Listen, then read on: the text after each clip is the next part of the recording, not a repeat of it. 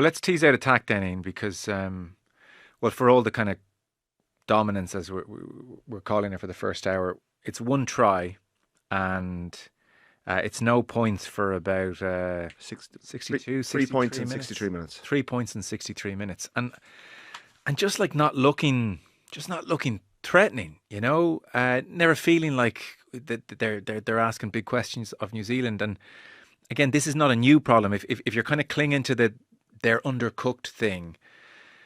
Like I was reading a piece last week about the Six Nations, just reminding me of the stats. You know, Ireland scored 17 tries in the Six Nations.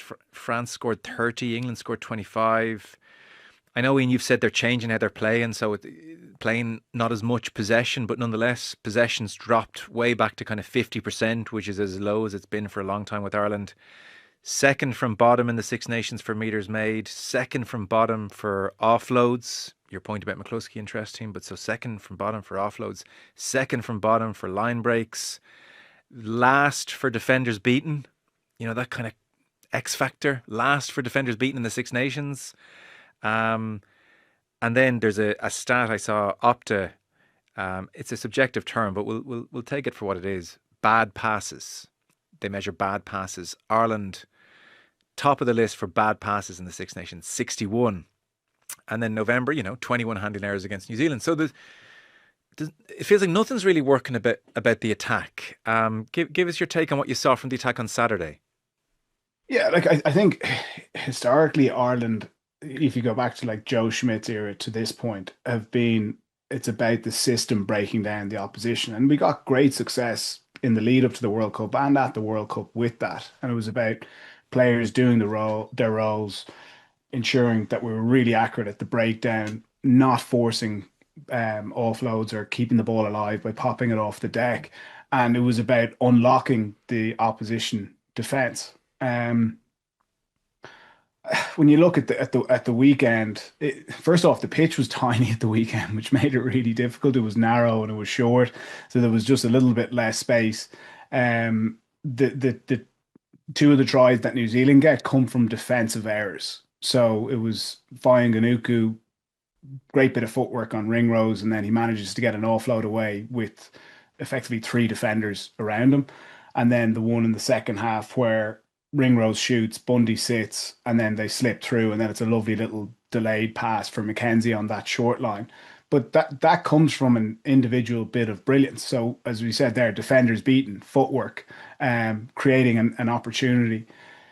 The fluid passages of play that Ireland put together, we were very good when we scored that try in the first half, where we're playing at speed. Our rucking is really accurate. The ball's presented, it's 1 second, and the ball's moved away. They're using the kind of Leinster system of the forwards are running at best space. So they're running good lines, like Tighe's running across the face of the New Zealand defenders. Very difficult to defend a man of his size when you're at angles running at space. But it is concerning because we're trying to clutch onto like, well, what is the Irish attack? We've limited speed. So Tommy O'Brien's one of the few guys now that's got top end speed, and we've outside of McCluskey, we don't have many offloaders of the ball. So McCluskey gave us decent go forward a few times where he got in behind. And at the weekend, he was trying to get these offloads away. And not all of them went to hand. I think 2 or 3 ended up on the deck. But there was one in the middle of the field that I think Osborne's running short off. And there's another one down the touchline where Ringrose is running short. Those balls go to hand. And then suddenly our complexion of the Irish attack is very different. We're saying, it looked a lot better. Like there was a lovely sweep from Crowley. He comes back the short side. He's strong enough to get his torso through the tackle, gets his hand free, offloads out the back. And then we ended up right on the New Zealand 22 with the penalty. So it wasn't all negative, but I think there was one other instance where I've been looking for like the backs and forwards to integrate a little bit better on phase play. So it was a scrum on the left-hand side. I was expecting it to go open to McCluskey. It doesn't. We go down the short side, make really good gain line. And then he gets in and effectively acts like a forward. So he's the ball player in the middle of the forward pod, and he's got options inside and outside, and he takes it right to the line, gives a nice pass, and then we keep the gain line again. But while we've changed from going through 10, 20, 30 phases, we're now like looking to, score in kind of 5 to 10 phases. And then if we're not, then we're going to our short kicking game.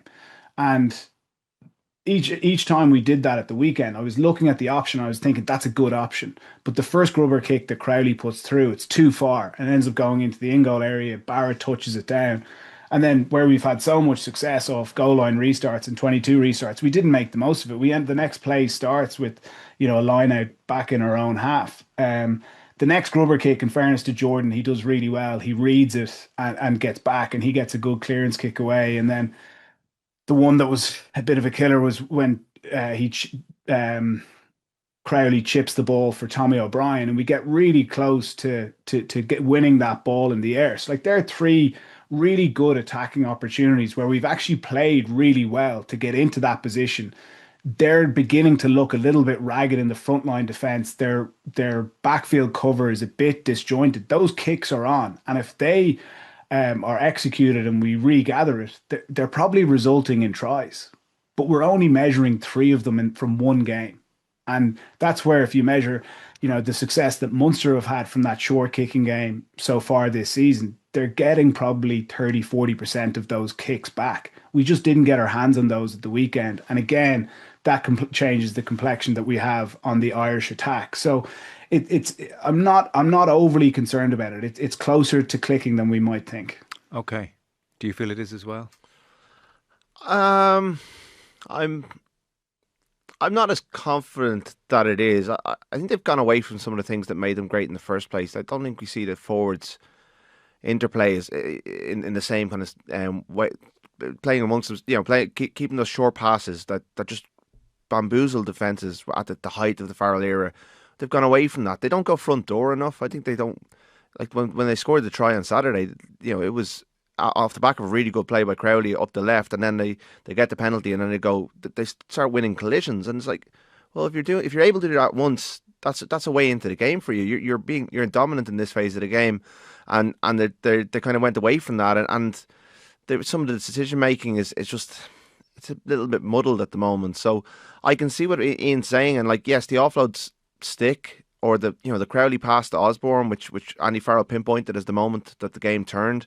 Like, if that sticks and Osborne holds that pass, they're in. They've broken New Zealand. It's not necessarily a score, but they're in the 22, and then you can get your front door going. So they're not way off. I'm more concerned about the fact that when they made an error, they compounded it with 2 more errors, found themselves under the sticks, and found themselves 1 point behind and fell apart, because that's partly the fitness and the fact that it's early season, but it's also reminiscent of the French game. So yes, they need to take their chances and get much better at nailing their moments, because Crowley needs to learn that these moments, with Munster, you make a mistake, another chance will come within seconds or within minutes. But with Ireland at this level against teams like the All Blacks, that you might only get one, and that's just where he's only inches away at times, but it's got to just tighten up. Yeah, it's funny. Like, it's a lot of the things you could explain with them not being quite right yet at this stage of the season, and post lines and everything else, like the falling away in the last 20 minutes. But then there is an example of the last year, i.e. the way they fell away against France, which makes you think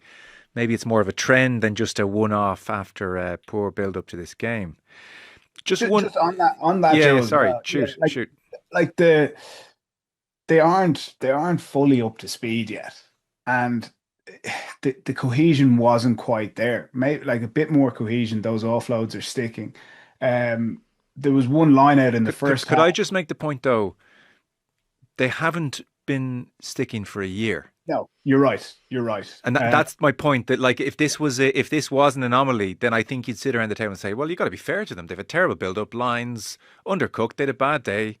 That's totally fine. But it's like all the trends we were a little bit worried about before the game continued. They did stick on the lines. There were times where the lines attack was absolutely humming, and it was like peak Ireland.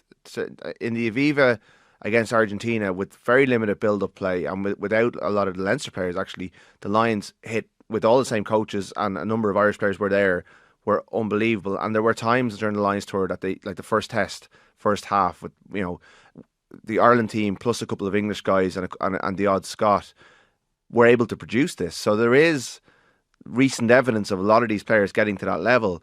Like Gary Ringrose, before he got injured on the Lions, looked like he'd rolled back the years a couple of years and was attacking brilliantly on that tour. But I don't think we're seeing Gary Ringrose attack brilliantly for Ireland, and we haven't for a while. And his defence wasn't great at the weekend. And you have to also factor in get to defence. But we also have to factor in the fact that he took himself out of the equation for a Lions Test series a couple of months ago, and maybe he's still building up his confidence. But I think 13 is they're not getting enough attacking creativity from their midfield. Because he's winning those gain line battles and getting his hands away, but I don't think they're getting as much from Ringrose as they should be, or as they used to get from him. So there's a couple of different moving parts with it. So is the I don't want to take it straight there, but is the conclusion that like at 10 you had Finn Russell, and at 10 we don't have that creative input? Is that a part of it? Do you share the line sense, Ian? Look, Finn is arguably probably the best out half in the world at the moment. Or very, very close to it on his day. It's not that Crowley and Prendergast can't provide our centre partnership with quality ball and play square to the line and, attract defenders and then leave space for the players outside them. They have that in their game. They're still finding their feet. Like, they're still early in their international career. Like, Crowley's just come back in having, had disappointment last year and getting up to speed against one of the best sides in the world. It's difficult. Totally, but it could explain the current problem. It's not to say they won't find their feet, but it could be a part of the current kind of malaise we're talking about. No, yeah, it is part of it, definitely. Okay. Yeah. Sorry, just the other point I was saying there was just like one of the lineouts that did go to plan. We get a maul, we get it going forward, and Sheehan breaks out, and effectively a 2v1 plus one defender kind of coming towards the end of the line, with Gibson Park outside him. He's against Roigard. And that's where, like, Sheehan, when he's at peak, he's probably shown and going that if he feels like there's any inkling of Roigard drifting off him. Yeah. But there's just a little bit of indecision, and he decides to give the pass, and Roigard reads it well, hits Gibson Park, he knocks the ball on. Like, Sheehan shows and goes there, and he makes 5-10 meters, gets an offload away. Again, it's changing the attack, but his instincts probably aren't as sharp as they were on the Lions tour. So he's beginning to kind of get himself tuned up. But it was multiple frustrations like that. But it was actually very hard to pinpoint one particular thing, like what you're saying.